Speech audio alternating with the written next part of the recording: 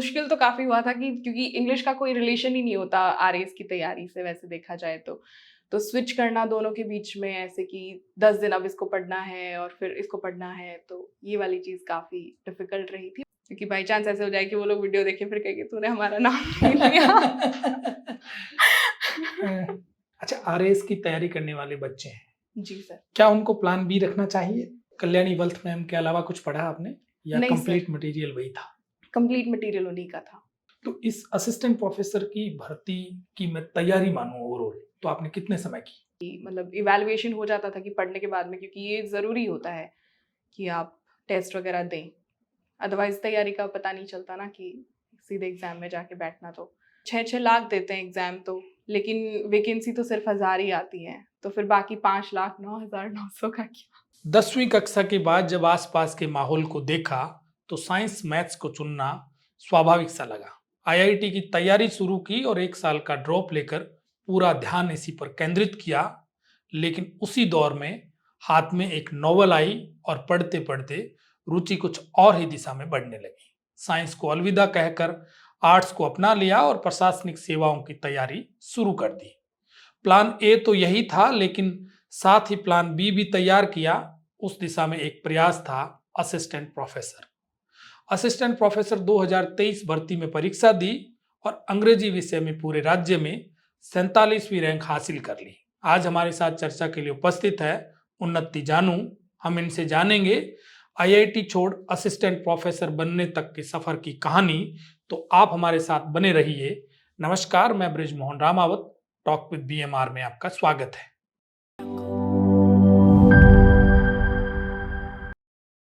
उन्नति, talk with BMR में आपका बहुत बहुत स्वागत। धन्यवाद सर। आपको बधाई, शुभकामनाएं। Thank you. आप असिस्टेंट प्रोफेसर बने हैं इंग्लिश के। क्या रैंक आई है? 47th रैंक है सर। आपने कब तय किया कि मुझे असिस्टेंट प्रोफेसर बनना है? ये वैसे कुछ तय नहीं था, मैं तैयारी तो आरएएस के लिए करी थी, सिविल सर्विसेज के लिए, बट फिर जैसे वैकेंसी आई तो लगा कि नेट क्लियर है तो एक बार अपन तैयारी करके देख लेते हैं। जी। बट फिर ये भी था कि दोनों एग्जाम्स काफ़ी क्लैश हो रही थी, बट किस्मत कहें या क्या कहें कि फिर आरएएस का जो मेंस था वो आगे शिफ्ट हो गया था, तो इस वजह से काफ़ी हेल्प मिली कि फिर मैं इसकी तैयारी थोड़ा अच्छे से कर पाई थी 4 महीने के लिए।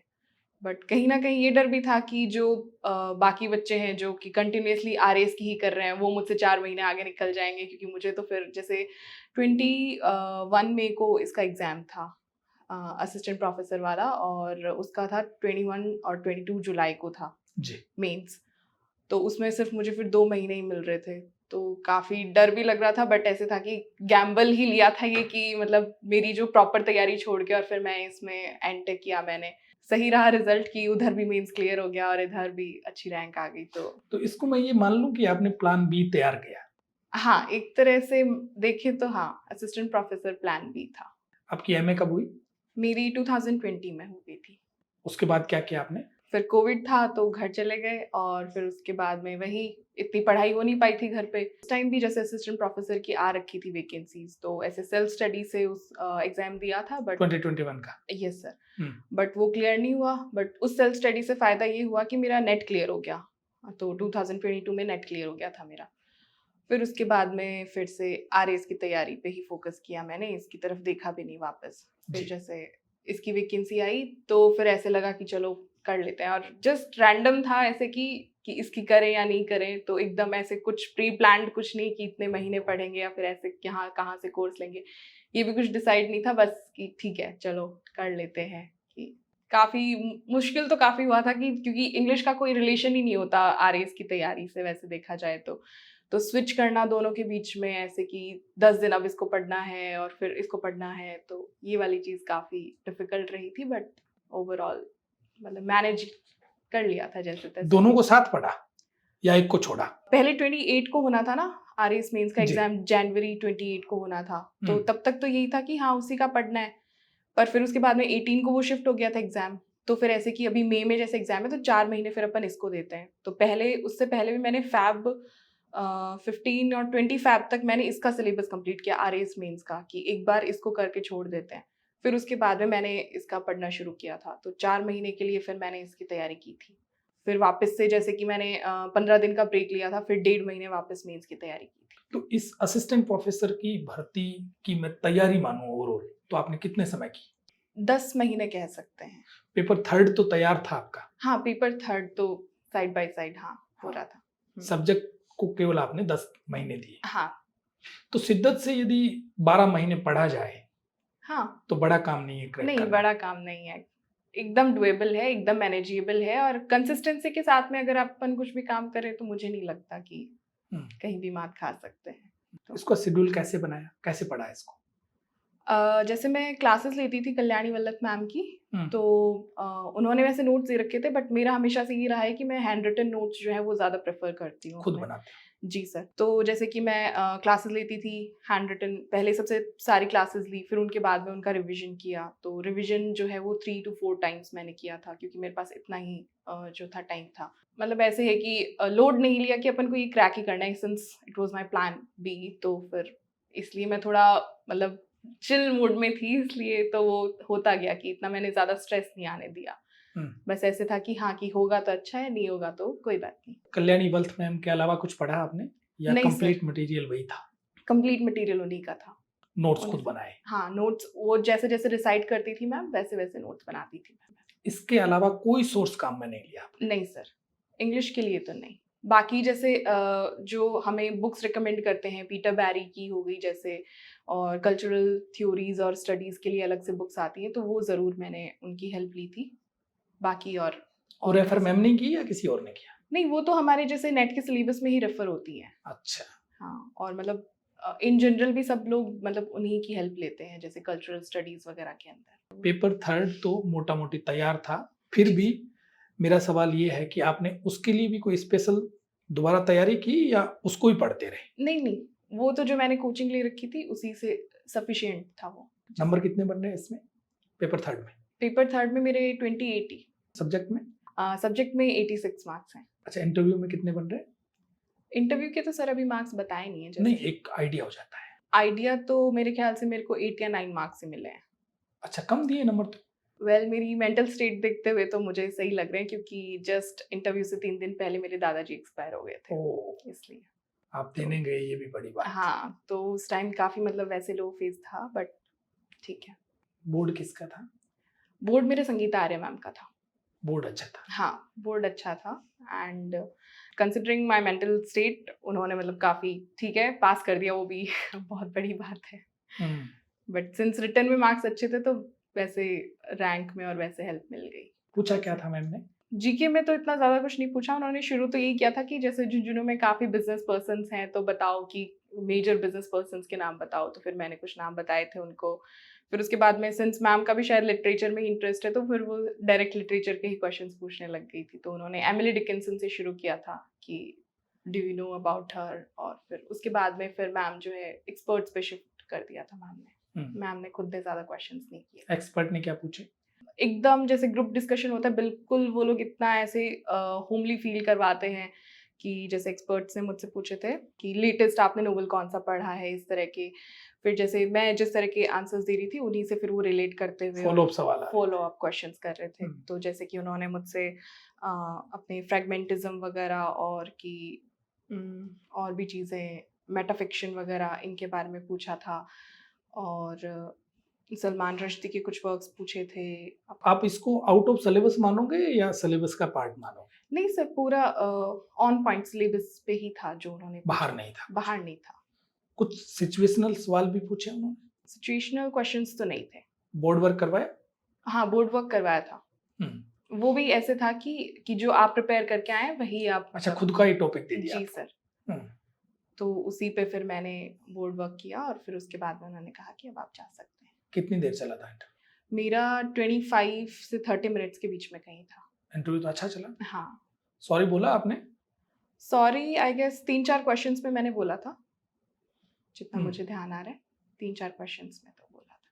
तो उनको पता था कि दादाजी नहीं अभी सर, गए? नहीं, नहीं। वो बट मुझे लगता है कि शायद मैं ही क्वेश्चंस मतलब आंसर्स देने में कुछ ब्लंडर किया होगा, तभी मतलब ऐसा मुझे लग रहा है कि मेरे शायद 122 या 123 मार्क्स टोटल बने हैं, तो उस अकॉर्डिंग फिर शायद हो सकता है कि 8 या 9 मार्क्स ही मिले हैं।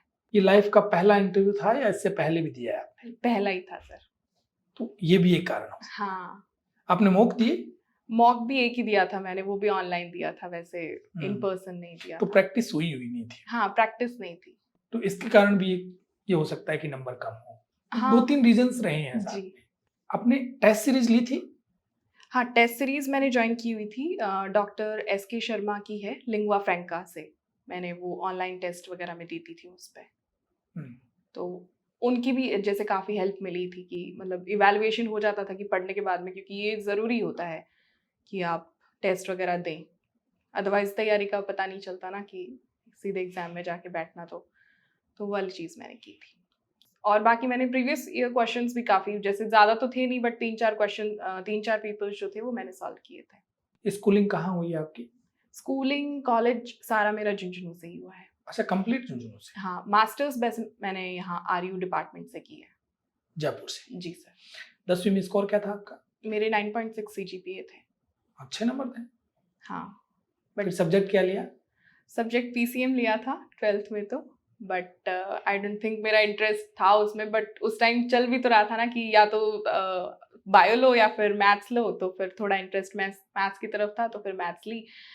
परसेंटेज डाउन आए, 71% बने थे 12th में। तो फिर उसके बाद में 1 साल और ड्रॉप लिया कि पेरेंट्स का था कि अब इन IIT की तो प्रिपरेशन करनी ही पड़ेगी क्योंकि तुमने मैथ्स ली हुई है।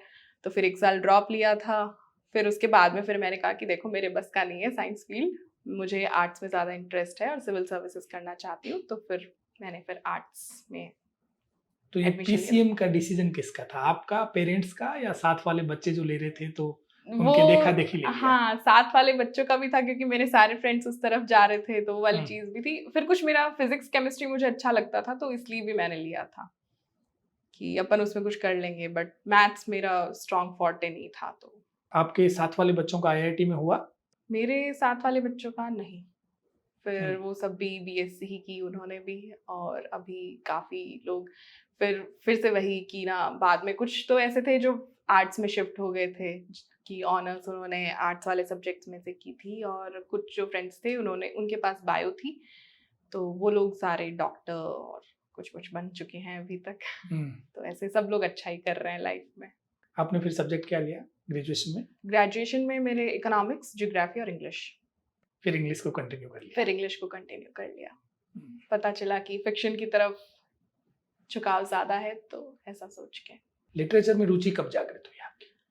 जब 12th के बाद में मैंने ड्रॉप लिया था उस टाइम, क्योंकि ऐसे होता था कि टेस्ट वगैरह देते थे तो मार्क्स थोड़े कम आते थे, तो फिर कि एक तरह से डिस्ट्रैक्शन के पर्पज से मतलब मैंने नॉवेल्स पढ़ना शुरू किया था, तब थोड़ा थोड़ा ऐसे लगा कि ओके, फिर झुकाव? हाँ, उस तरफ ज़्यादा हो गया था। उसके बाद पढ़ाई कंटिन्यू रही? जी सर, उसके बाद पढ़ाई कंटिन्यू रही है। PhD करने का सोचा नहीं? PhD अभी करूँगी मैं, अभी अच्छा। सोच रही हूँ। आपके पास सब्जेक्ट था PCM 12th तक, जी सर। फिर आपने तैयारी की RAS की, जी सर। तो किसी ने ये राय नहीं दी कि आपको UPSC करना चाहिए क्योंकि आप CSET तो आराम से निकाल लोगे? अभी कहते हैं लोग कि अभी की तुम्हें UPSC करना चाहिए। हाँ, उस टाइम तो किसी ने राय नहीं दी थी कि UPSC को लेके। उस टाइम तो RAS के लिए ऐसे कि अरे क्या है, अपने मतलब फर्स्ट ग्रेड सेकंड ग्रेड की तैयारी कर लेंगे, RAS तो मतलब कि कितने बच्चे ही निकलते हैं RAS में, तो वो वाली चीज़ ज़्यादा थी। बट पेरेंट्स काफ़ी सपोर्टिव रहे हैं मेरे इस मामले में, जैसे फाइनेंशियली भी उन्होंने काफ़ी, इमोशनली और वैसे हर तरीके से उन्होंने सपोर्ट किया है। जैसे मैंने देखा है मेरे फ्रेंड्स को कि जिनको शादी का ज़्यादा प्रेशर होता है कि बस तुम्हें 2 साल दे रहे हैं उसके बाद शादी करा देंगे, वैसी वाली चीज़, तो वैसा उन्होंने कभी नहीं किया मेरे साथ। तो एक तरह से जो फ्री माइंड से मैंने तैयारी की है, तो उसी चीज़ का मैं मानती हूँ कि 2 चीज़ें मैं पैरेलल लेके चल पाई, अदरवाइज़ इस तरह का मैं काम नहीं करती शायद। बट उन्होंने भी ऐसे कभी इनकरेज नहीं किया कि हाँ बेटा तुझे UPSC ही करनी चाहिए, तो वैसी वाली चीज़ तो नहीं रही। बट RAS के लिए तो वो ऐसे सपोर्ट में थे क्योंकि उन्हें जैसे कि कॉलेज में हमेशा मैंने टॉप किया था फिर आर्ट्स लेने के बाद में, तो उन्हें लग गया कि ओके, कि अपने फील्ड में ही है तो ठीक है, कुछ ना कुछ कर लेगी इस तरफ, तो फिर ऐसे की RAS के लिए इनकरेज किया। बट फिर भी उन्होंने ज़बरदस्ती BEd करवाई दी मेरी कि अच्छा, फर्स्ट BEd ग्रेड। फिर हुई है? हाँ। हाँ, मास्टर्स के बाद में फिर मैंने BEd की, क्योंकि हमारे झुंझुनू साइड टीचर वाला थोड़ा ज़्यादा है उधर की, टीचर की जॉब सबसे अच्छी होती है प्लान B वगैरह। नहीं, प्लान C भी तैयार कर दिया। बिल्कुल। हाँ, आपने RAS का एग्जाम 2 बार दिया है, जी इस सर। बार आप इंटरव्यू दे रहे हैं, जी सर। पहले वाले में क्या हुआ? पहले वाले में मैं प्री से 2 या 3 नंबर नीचे रह गई थी सर, कट ऑफ क्लियर नहीं कर पाई थी। कहाँ कमी रही?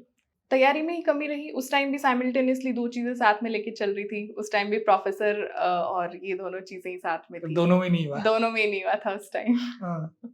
तो वही है, उस टाइम दोनों चीज़ें साथ लेके चलने वाली भूल की थी, तो इस बार भी थोड़ा डर तो लग रहा था, बट ठीक है ऐसे ही अच्छा, मैनेज आरएस हो के लिए कोचिंग ली आपने? आरएस के लिए जब मैं मास्टर्स कर रही थी, उस टाइम साइमल्टेनियसली मेरी आरएस के लिए कोचिंग चल रही थी। हम्म, स्प्रिंग बोर्ड से ली थी मैंने, स्प्रिंग बोर्ड जी। अकेडमी जयपुर से। आपको अग्रिम इंटरव्यू के लिए शुभकामनाएं। नहीं, मैंने तो मेंस क्लियर होने का ही नहीं सोचा था, क्योंकि मैं उस डर में ज़्यादा थी कि अपन तो, क्योंकि कंपटीशन ऐसा है ना कि खुद के साथ नहीं बाकी बच्चों के साथ में होता है इस चीज़ में। तो मैं कि यार वो बच्चे तो 4 महीने से पढ़ रहे हैं, अपन तो 4 महीने सेटबैक लेके बैठे हैं, तो मेंस क्लियर होने का ही नहीं था। तो अभी देखते हैं इंटरव्यू में क्या रहता है। अच्छा, पढ़ाई के अलावा आपकी रुचि किस में है? पढ़ाई के अलावा नॉवेल्स ही हैं सर, और कोई रुचि खास है नहीं ऐसी, क्योंकि पढ़ाई में इतना ज़्यादा टाइम चला जाता था कि और कुछ रुचि बनाने का टाइम ही नहीं मिला। कितने घंटे पढ़ लेते हो आप? कभी काउंट नहीं किया, बट वैसे मैं प्रॉपर नाइट आउल हूँ, तो मैं रात को ज़्यादा पढ़ती थी, जैसे सुबह 4 बजे तक पढ़ना, रात को 10 बजे से लेके, और दिन में जैसे लाइब्रेरी जाना तो 5-6 घंटे लाइब्रेरी में देती थी, बाकी फिर घर आके फिर मैं 11 से 4 बजे तक, इस तरह से रूटीन रहता था मेरा। तो वैसे काउंट नहीं किया, कभी कम ज़्यादा भी हो सकता है, तो ऑन एन एवरेज। बट ये था कि मैं कंसिस्टेंसी रखती थी कि दिन में 2 घंटे ही पढ़ो, अगर कुछ और काम भी आ रहा है तो बट ऐसे था कि बुक्स कभी नहीं छोड़ी मैंने, चाहे कोई फैमिली फंक्शन हो या किसी फ्रेंड की शादी हो, तो उसमें भी मैं रात को 2-2 बजे आके वापस पढ़ती थी कि नहीं अपन को। तो आपने फंक्शन भी नहीं छोड़े? नहीं, फंक्शंस तो मैंने अटेंड ही नहीं किए, मुश्किल से एक अटेंड किया है ड्यूरिंग द प्रिपरेशन। तो मैं पूरा रिक्लूज चली गई थी, सोशल मीडिया भी मैंने हटा दिया था, इंस्टाग्राम वगैरह सब डीएक्टिवेटेड था एक्सेप्ट व्हाट्सएप। तो वो ज़रूरी भी होता है, और ये सेक्रीफाइसेस आपको करने भी पड़ते हैं। सफलता आपसे बलिदान मांगती है सर, देने पड़ते हैं। अच्छा, आरएस की तैयारी करने वाले बच्चे हैं, जी सर। क्या उनको प्लान बी रखना चाहिए? जी, मुझे तो लगता है कि रखना चाहिए, सिक्योरिटी होनी चाहिए, उसके बाद में जो कॉन्फिडेंस आता है कि चाहे आप छोटी नौकरी ही क्यों ना हो, बट वो कॉन्फिडेंस बहुत ज़्यादा बूस्ट अप हो जाता है आपका। क्योंकि कितने ही बच्चे हैं सर, 6-6 लाख देते हैं एग्ज़ाम तो, लेकिन वैकेंसी तो सिर्फ 1000 ही आती है, तो फिर बाकी 5 लाख 9,900 का क्या? तो वो वाली चीज़ है ना, तो कि प्लान भी तो होना चाहिए आपका। और मैं तो ये मानती हूँ कि आरएस का सिलेबस ही इतना ज़्यादा वास्ट है कि मतलब आप दूसरी कोई भी एग्ज़ाम दो तो आप उसमें सफल हो सकते हो। इजी वे में। ईज़ी वे में हो सकता है, जैसे 3rd ग्रेड का मोस्टली सिलेबस कोइंसाइड करता है हर एग्ज़ाम का, जैसे बस 1st ग्रेड और 2nd ग्रेड में ये हो जाता है कि थोड़ा सब्जेक्ट स्पेसिफिक पढ़ना पड़ता है आपको, बट बाकी देखा जाए तो ऑलमोस्ट तो ऐसे है कि और एग्ज़ाम्स भी देते रहना चाहिए। न्यूज़पेपर पढ़ते थे? न्यूज़पेपर तो सर नहीं। तो आपको किसी ने सजेस्ट नहीं किया कि आपके इंटरव्यू में काम आएगा या करंट जीके के लिए अच्छा रहेगा? करंट जीके के लिए तो जैसे वो मैगजीन्स आती हैं वो पढ़ती थी मैं। अभी इंटरव्यू के लिए मैं शुरू किया है मैंने न्यूज़पेपर्स पढ़ना, अभी से ही किया है, उससे पहले तो टाइम ही नहीं मिल पाता था, क्योंकि सिलेबस ही इतना होता है कि आप कहाँ न्यूज़पेपर पढ़ने का टाइम ही नहीं होता, इसलिए न्यूज़पेपर्स तो हैबिट में नहीं रहे हैं मेरी। Writing practice? राइटिंग प्रैक्टिस मैंने तो एज सच नहीं की, बट जब वैकेंसी थी भी नहीं उस टाइम मैं रेगुलरली टेस्ट्स जो हैं वो दिया करती थी। स्प्रिंग बोर्ड के? जी सर। मेंस तो आपने एक बार दिया आरएस का, जी सर। उसमें कुछ छूटा नहीं छूटा? सारे किए? नहीं, काफ़ी पेपर्स में छूटा है। फर्स्ट पेपर में मेरा 7 मार्क्स का छूट गया था, सेकंड पेपर में अप्रॉक्सिमेटली 20 मार्क्स का मेरा पेपर जो है वो छूटा था, और थर्ड पेपर जो आ रहा था वो तो 6 या 7 नंबर का छूटा है। फिर भी छूटा तो है ही। जी सर। तो सेकंड पेपर थोड़ा लेंथी भी था वैसे, मतलब सभी लोग बोल रहे हैं जैसे, सेकंड पेपर लेंथी था। ये कमी मान सकते हो कि आपने प्रॉपर राइटिंग प्रैक्टिस नहीं की इसलिए छूटा है? नहीं, ऐसा कुछ नहीं है, वो बस कुछ तो मुझे आ नहीं रहा था, और फिर सेकंड पेपर तो मुझे लेंथी लगा, इसलिए वो छूटा है। सभी का छूटा है या केवल आपका ही छूटा है? मैंने जितने लोगों से बात की है उनमें से सभी का छूटा है, जितने भी लोगों से मैंने बात की है। बाकी वैसे राइटिंग फास्ट है मेरी, तो उस चीज़ को तो मैं कमी नहीं मानती कि मेरा उस वजह से छूटा हो। बस लेंदी होने की वजह से हो सकता है। मीडियम क्या है आपका? इंग्लिश मीडियम ही है सर। आपका ये इंटरव्यू चला एपी वाला, जी। वो पूरा इंग्लिश में चला या बीच बीच में हिंदी भी आई इसमें? प्रॉपर इंग्लिश, एक शब्द हिंदी का नहीं था एक्सेप्ट द नेम्स, और वो सब चीज़ें। एक नया बच्चा है जिसने ग्रेजुएशन में एडमिशन लिया है, उसको इंग्लिश का असिस्टेंट प्रोफेसर बनना है, तो वो तैयारी कहाँ से शुरू करे, कैसे करे? पहले तो जो सिलेबस है वही पढ़े वो। तो जैसे ग्रेजुएशन का ही। जी। हम्म, और फिर उसके बाद में मास्टर्स में जैसे आप सिलेबस करते हैं तो उसके साथ में फिर आप एडवांस्ड बुक्स जो हैं जो आपके रेफरेंस में जैसे रिकमेंडेड रीडिंग्स होती हैं, बहुत सारे बच्चे उन चीज़ों को स्किप करते हैं कि सिर्फ जो टेक्स्ट है वही पढ़ लिया। जो नहीं, आप मतलब पूरा उसको पढ़ो। और फिर जैसे नेट के लिए प्रिपेयर कर रहे हैं तो आजकल कोचिंग वाली चीज़ जो है वो काफ़ी हेल्पफुल हो जाती है। तो जो आपको मतलब सही कोचिंग लग रही है वहाँ से आप कोचिंग ले लीजिए। मास्टर्स के फाइनल ईयर से मुझे लगता है कि आपको मतलब किसी और से हेल्प लेना शुरू कर देना चाहिए, अगर आपको मतलब आगे इस चीज़ में जाना है तो। तो बी ऑनर्स करे या नॉर्मल बीए करे? मैंने तो नॉर्मल ही की थी सर। बीए अगर नॉर्मल करे, कुछ वो एक उम्र होती है थोड़ा एंजॉय भी कर ले तो भी क्या ही हर्ज है। तो वो 3 साल तो अगर आप एंजॉय करते हो तो भी ठीक है। कि हाँ, कि आप स्टडी जो है वो कंसिस्टेंट रखो, ऐसे नहीं कि आप बंक ही बंक मारे जा रहे हैं। तो उस चीज़ में थोड़ा रखना चाहिए, जो बैलेंस है वो क्रिएट करना चाहिए पढ़ाई और मस्ती मजाक के बीच में। स्कूल टाइम में आप एक्टिविटीज में पार्टिसिपेट करते थे? जी सर। मैं बैडमिंटन की प्लेयर रही हूँ। और अच्छा। बाकी जैसे हाँ, मैंने डिबेट कॉम्पिटिशन्स में भी पार्ट लिया है। कॉलेज के दौरान पार्ट लिया है डिबेट में, तो स्कूल में तो नहीं। बट स्कूल टाइम में मैं बैडमिंटन वगैरह खेलती थी। कहाँ तक खेले हो? State player. तो किसी ने कहा नहीं इसमें बनाओ भविष्य, उसके साइना लिए नेहवाल ये वो?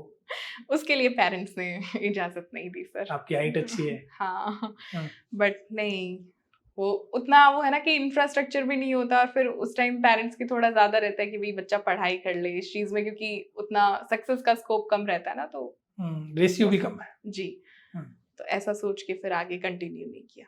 पिताजी क्या करते हैं आपके? स्कूल लेक्चरर है। अच्छा, हाँ, तो ये हमारे बी और सी उधर से भी आया है। हाँ, हाँ। बिल्कुल। मेरी मदर भी टीचर हैं, जैसे मेरे दादा भी हेडमास्टर रहे हैं। तो और भाई बहन? जी सर, मेरे एक भैया हैं। वो क्या करते हैं?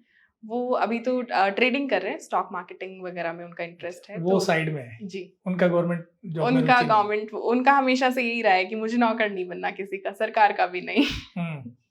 नौकर तो मुझे खुद रखने हैं। जी, तो अभी कोई मन बन रहा है कि मैं अब नेक्स्ट यूपीएससी की तैयारी करूंगी? थोड़ा थोड़ा बन रहा है। जिस तरह से मतलब लोग मुझे मोटिवेट कर रहे हैं कि कर सकते हो आप, तो सोचते हैं। बट अभी मेरी बहुत सारी चीज़ें हैं मेरी प्लेट में, क्योंकि पीएचडी भी करना है साथ में। तो मैं देखते हैं किस तरफ जाएं। अभी वैसे एज सच कुछ डिसाइड किया नहीं है मैंने कि एकदम से। अच्छा, सोशल मीडिया से आपने ब्रेक ले लिया था। जी सर। अब जो नए बच्चे हैं वो सोशल मीडिया के एडिक्ट हो रहे हैं, बिल्कुल। तो उनको या उनके पेरेंट्स को आप हम्म। कुछ कहना चाहेंगे? कि अगर आप सोशल मीडिया यूज भी कर रहे हैं तो भी कुछ ऐसी चीजें देखें जो जो आपकी पढ़ाई में हेल्प करे। जैसे कि ऐसा तो है नहीं कि भाई कि सोशल मीडिया के ऊपर आप सिर्फ रील्स ही देखें। आप जैसे कि अगर यूट्यूब चला रहे हैं तो कुछ अच्छा देख लो उसमें, कि लंबा जो वीडियो हो वो चीज़ अगर आप देखना चाहें तो। और एकदम से रिस्ट्रिक्ट करना तो मतलब वही वाली चीज़ है, जिस किसी इंसान को कितना पुश करोगे तो उतना ज़्यादा उफान उसका आता है। तो मतलब बच्चों से एकदम से वो चीज़ छीनना भी गलत है। तो वो फेज आउट करनी चाहिए वो चीज़, कि जैसे धीरे धीरे उनका टाइम कम करो, या फिर उनको यूट्यूब वगैरह या फिर इंस्टाग्राम पे भी काफ़ी सारे पेजेस हैं जो काफ़ी हेल्पफुल होते हैं इन चीज़ों में, कि पढ़ाई कैसे करनी चाहिए और इस तरह से। तो उन चीज़ों में मतलब उनकी रुचि जो है वो बनानी चाहिए। अच्छा, आपकी जर्नी खूब लंबी है, बीच बीच में ऐसे फेज भी आए होंगे जिसमें आप डिसअपॉइंट भी हुई होंगी, जी सर। उससे बाहर निकलने के लिए आपने क्या किया? वो तो मेरा नेचर ही ऐसा है कि मैं ज़्यादा ध्यान नहीं देती डिप्रेसिंग चीज़ों पे, ऐसे कि ठीक है हो गया अब आगे का देखते हैं। तो वैसे वाली चीज़ रहती है। बाकी जैसे मेरा फ्रेंड सर्कल काफ़ी अच्छा है। जैसे कम है लेकिन क्वालिटी वाले फ्रेंड्स हैं, तो वो उन्होंने भी काफ़ी हेल्प की है हमेशा से। जैसे मोटिवेशन दिया है उन्होंने कि अगर तू ही नहीं कर सकती तो कौन कर सकता है। तो वैसी वाली चीज़ हमेशा से उनसे मिली है मुझे। तो एक जो मतलब खुद की एज का, जैसे बड़े लोग तो कम ही ऐसे इस तरह से मोटिवेट कर पाते हैं, लेकिन जब दोस्त इस तरह से बोलते हैं, और जैसे कि जो लोग जैसे हैं जो सेलेक्टेड लोग थे, वो कहते थे मुझसे कि हमें लगता है कि तू मतलब हमसे भी ज़्यादा पोटेंशियल रखती है, तो इस चीज़ में तुझे मतलब घबराना नहीं चाहिए, कि आगे मतलब बढ़ते रहे तू। तो ऐसी वाली चीज़ तो उनका काफ़ी सपोर्ट रहा है। जी। अच्छा, एक समाज, परिवार या दोस्त चाहते हैं कि रिजल्ट आए, हम्म, आपने मेहनत कितनी की इस पे कोई इस चर्चा पे नहीं। कोई चर्चा नहीं करता। जब रिजल्ट आता है हम्म। नेगेटिव, तो हम्म। उस समय सुनने को भी मिलता है, बिल्कुल। लोग मुंह पे सुना देते हैं। मुंह पे तो नहीं सुनाते थे क्योंकि मैं हमेशा से स्टूडियस मतलब स्टूडेंट रही थी, तो फिर ऐसे कि हाँ कि 1-2 साल बाद में कर लेगी, तो वैसे मुझे तो कभी ऐसा सुनने को नहीं मिला कि मदर जी नहीं फादर ने सर। नहीं कहा नहीं सर। कि क्या कर रही है, इतना समय हो गया, कुछ तो नहीं करो। नहीं नहीं नहीं, ऐसा तो उन्होंने मुझे तो कभी कुछ इस तरह से नहीं कहा, क्योंकि उन्हें ऐसे लगता था कि हाँ कि ये कुछ ना कुछ कर ही लेगी अपनी लाइफ में। भरोसा था उनको। जी सर, उनका हमेशा से कॉन्फिडेंस रहा है मुझ पे। हम्म। तो ये काफ़ी बड़ा मतलब मेरे लिए टचवुड काफ़ी मतलब लकी हूँ मैं इस मामले में कि उन्होंने ना मुझे कभी फोर्स किया इस चीज़ को लेके कि 1-2 साल ही हैं, या फिर कि इसके बाद में पढ़ाई छुड़वा देंगे, या फिर ऐसा ऐसा कुछ नहीं कहा उन्होंने हमेशा कि तेरा जो मन है हम हर तरह से तेरे साथ खड़े हैं। तो वैसे वाली चीज़ रही। इस जर्नी का क्रेडिट किस किस को जाता है? सबसे पहले तो पेरेंट्स को ही जाता है सर, उसके बाद में मेरे काफ़ी क्लोज फ्रेंड्स हैं, जैसे उन लोगों को भी जाता है। मेरी स्कूल फ्रेंड से ही मतलब स्कूल फ्रेंड ही है, रीना, ऋचा, विनीता है, रोहित ने भी जैसे काफ़ी इस जर्नी में सपोर्ट किया है। तो ये कुछ मेजर लोग हैं जिन्होंने मतलब, और हम 3-4 का ही हमारा जैसे ग्रुप था, तो हम लोग जैसे साथ में लाइब्रेरी जाते थे, तो भी जैसे कि साथ में ब्रेक लेना, डिस्कस करना हर चीज़ को लेके और ऐसे। तो विराट भी काफ़ी अच्छा फ्रेंड है, जिसने भी मतलब आरएएस के टाइम पे वो भी जैसे मेरे काफ़ी साथ में था, और इंटरव्यू के दौरान भी ऐसे।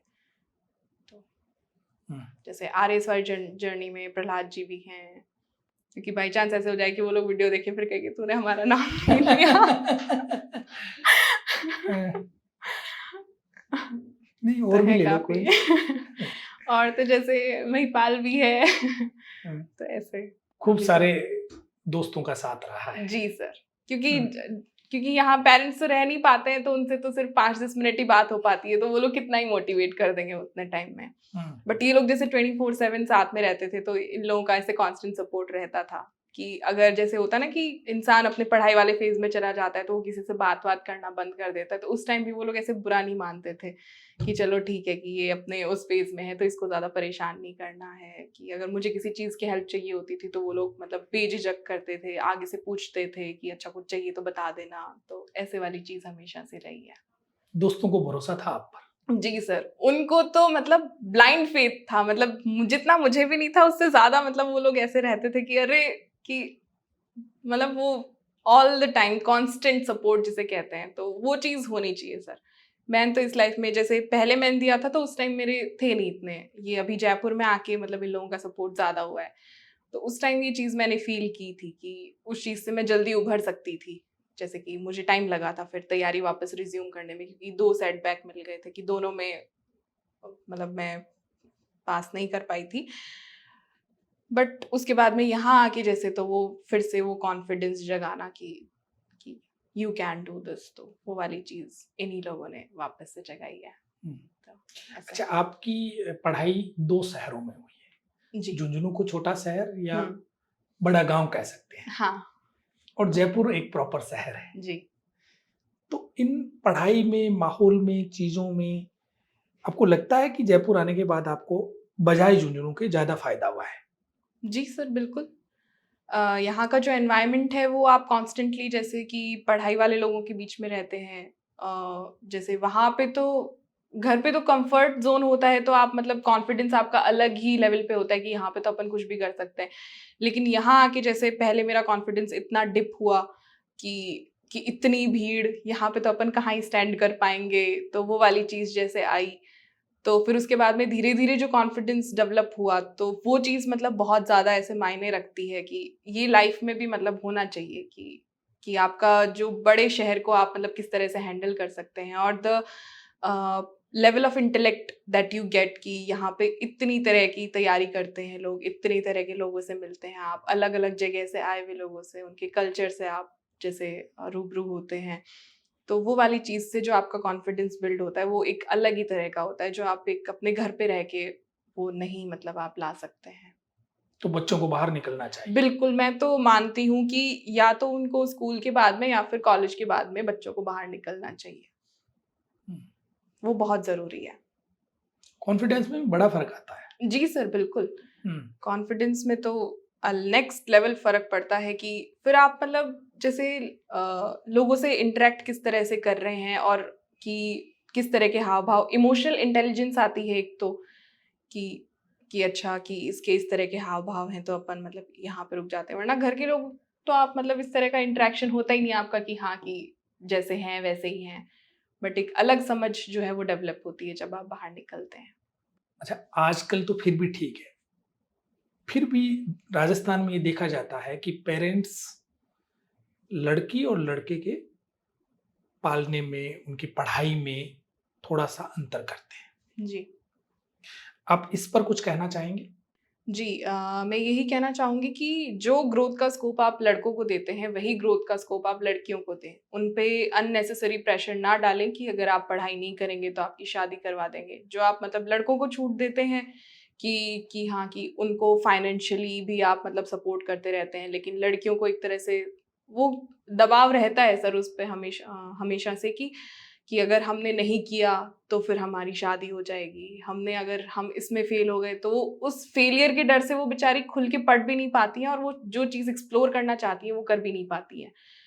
तो यही मैं कहना चाहूँगी कि अगर आप उन्हें फाइनेंशियली नहीं बट एटलीस्ट इमोशनली, मेंटली जो है वो आप मतलब लड़कियों को भी इस तरह का सपोर्ट दें जैसा लड़कों को मिलता है। और फाइनेंशियली सपोर्ट क्यों नहीं दे, वो भी दे, हाँ, बट अगर किसी के मतलब परिवार की स्थिति ऐसी नहीं वो है अलग तो बात वो है। अलग पर बात है। यदि आप बेटे को हाँ, दे रहे हो तो बेटी बेटी को दो। भी मिलना चाहिए सर। हम्म, क्योंकि जहाँ तक है कि थोड़ा-थोड़ा दहेज वाली चीज़ जो है वो ऐसे अभी अपने समाज से जा रही है तो और ऐसा भी है कि अगर कल को बन गई तो दहेज देने की आवश्यकता ही नहीं पड़ेगी कि जैसे कि कुछ अगर बड़ी पोस्ट पे लग गई तो वैसे ही कि आप कह सकते हो कि भी बेटी इतना हमने मतलब कि सेटल करके दी है तो आपको दहेज माँगने की आवश्यकता कहाँ है? तो वो वाली बात भी है। इस बात से भी मेरी सहमति है कि नहीं भी बनी तो भी दहेज देने की क्या जरूरत है? बिल्कुल, कोई ज़रूरत नहीं है। आप धन तो जी दे ही रहे हो ना। बिल्कुल, जीता जागता इंसान इससे हाँ। बड़ा धन क्या हो सकता है? तो उन्नति, आप हमारे यहाँ पधारी, आपने खूब सारी बातें की, अपनी स्ट्रेटजी शेयर की। हुँ, आपका बहुत बहुत आभार। Thank you sir.